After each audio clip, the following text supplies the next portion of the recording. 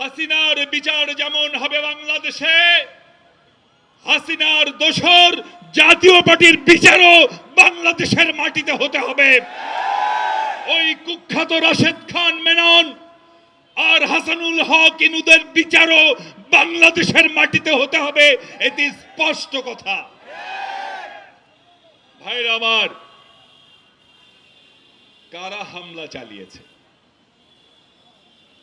আপনারা সবাই দেখেছেন। আমরা দেখেছি একটি তদন্ত কমিটি হয়েছে, ভেরি গুড। তদন্ত কমিটি বেশি সময় লাগবার কথা নয়। ভিডিও আমরা সবাই দেখেছি, ভিডিও ফিটেছে কারা কারা নুরুর উপর হামলা করেছে। আমাদের দুই ভাই এখনো এখানে রক্তাক্ত, হুইল চেয়ারে এসেছেন। কারা তাদের উপর হামলা করেছে সমগ্র জাতি দেখেছে। যত তাড়াতাড়ি সম্ভব চিহ্নিত করে বিচারের ব্যবস্থা করুন, নইলে আমরা মঞ্চে আমরা কিন্তু প্রয়োজনে আমরা এক হয়ে আবার মাঠে নামবো। এবার আন্ডা বাচ্চা যা আছে,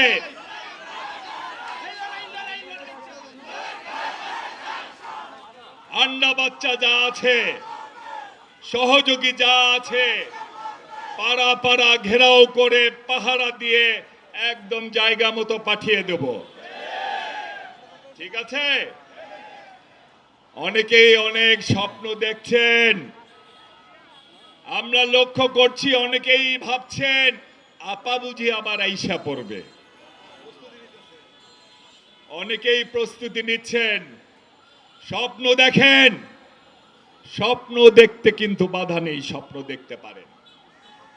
কিন্তু একটা কথা মনে রাখবেন, শেখ হাসিনা বাংলাদেশের রাজনীতিতে ক্লোজ চ্যাপ্টার, এই চ্যাপ্টার আর খোলার সুযোগ নাই।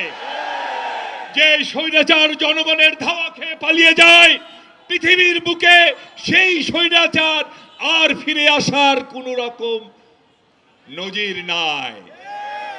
সুতরাং বাংলাদেশের রাজনীতিতে শেখ হাসিনা একটি মৃত অধ্যায়। মৃত মানুষ যেমন মারা যাওয়ার পর আর ফিরে আসে না, আসে নাকি ভাই? আসে।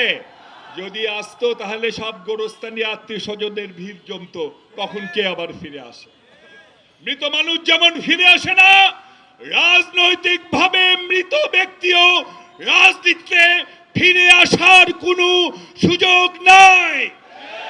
বাংলাদেশের বঙ্গোপসাগরের তাবৎ জলরাশি এক রাতে শুকিয়ে যাবে, সেটি যেমন অসম্ভব, বাংলাদেশের রাজনীতিতে শেখ হাসিনার প্রত্যাবর্তন ঠিক তেমনি একটি অসম্ভব বিষয়।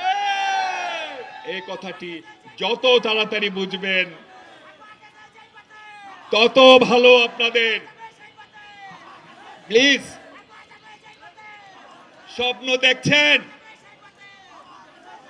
আপা আবার আসবে, আপা এসে আবার বলবে ইউনূসকে পদ্মা সেতুর নিচে চুবানি খাওয়াবো। স্বপ্ন দেখছেন আপা আবার আসবে, এসে বলবে খালেদা জিয়াকে টুপ করে ফেলে দেব। আপা আবার বলবেন আমার আসলে অন্য কিছু নয়, ক্ষমতাটা দরকার। আপা আবার এসে কাঁঠালের বার্গার খাওয়ার পরামর্শ দিবেন, মিষ্টি কুমড়ার বেগুনি খাওয়ার পরামর্শ দিবেন। সেই দিন আর আসবে না। ওই যে ওবায়দুল কাদের কাকু আবার এসে বলবেন ওরা কারা, ওরা কোত্থেকে এলো। কাকু এসে সুন্দরী পরিবেষ্টিত হয়ে বলবেন আহারে আমার নেত্রীর উন্নয়ন, গ্রামে গ্রামে বিউটি পার্লার হয়ে গেছে। সেই দিন আর আসবে না। স্বপ্ন দেখেন, স্বপ্নে রুই মাছই তো খাবেন, পুঁটি মাছ খাবেন কেন? খাইতে থাকেন। কিন্তু একটি কথা মনে রাখবেন, ওই স্বপ্নের বাস্তবায়ন যদি বাংলাদেশে করতে আসেন বা রাস্তায় নামেন, আমরা কিন্তু আর হাত গুটিয়ে বসে থাকব না। আবার আমার কোন ভাইয়ের শরীর থেকে, কোন জুলাই যোদ্ধার শরীর থেকে যদি রক্ত ঝরে, যারা রক্ত ঝরাবে তার গায়ে কি পোশাক আছে, কি রঙের পোশাক আছে তা দেখবার টাইম কিন্তু আমাদের নাই।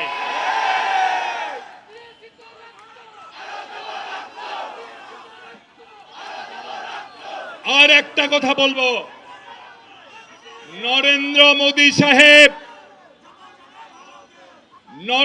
মোদী সাহেব আপনাকে আওয়ামী লীগের দুইজন নেতার একটা উক্তি আপনাকে শোনাতে চায়। উনি মারা গেছেন সুরঞ্জন সেনগুপ্ত। উনি বলেছিলেন, বাঘে ধরলে ছাড়ে, হাসিনা ধরলে ছাড়ে না।